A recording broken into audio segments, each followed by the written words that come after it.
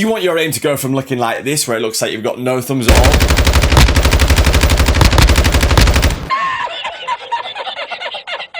to looking like this, where you've got the stickiest aim and it feels like you've got aimbot? Just watch.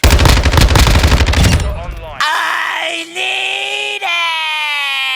need it! So head over to settings, then controller. I'll scroll through my main controller settings and you can take a screenshot of those.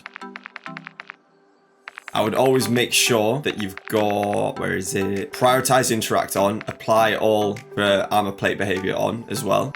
ADS plus melee as well for weapon mount activation, otherwise you'll just be mounting all the time and it'll be really ineffective in game. But the main settings that you want to use are advanced settings, so make sure target aim assist is on. This is what is going to give you that aim assist, that sticky feeling when tracking your enemies.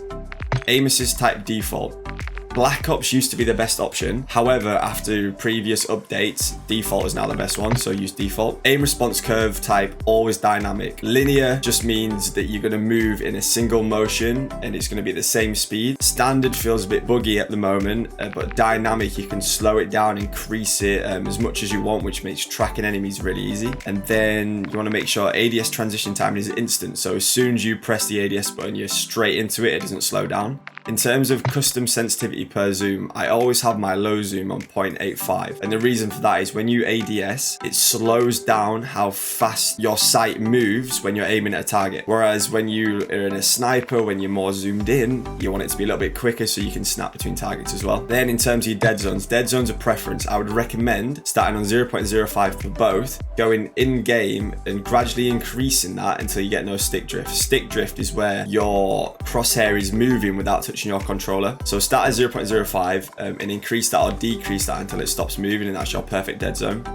Left stick max 1, right stick max 1, left and right trigger both on 0. That just makes it instant. As soon as you press that trigger, it's going to be instantly snapping onto your enemies. It's not going to be any transition timing with that. Turn gyro aiming off. Gyro aiming can be good, but it takes a lot of practice, but for right now, turn that off. And right, okay, in terms of movement behaviors, a couple of settings that are really important here.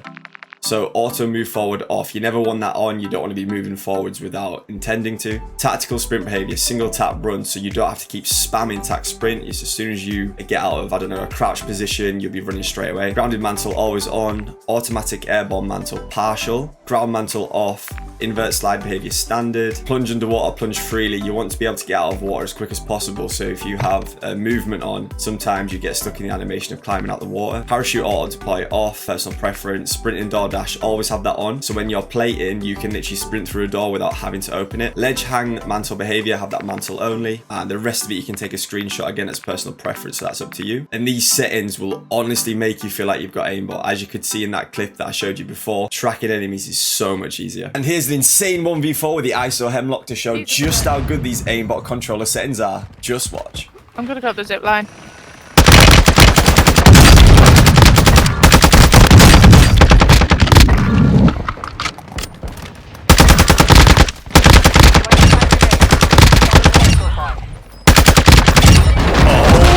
My God.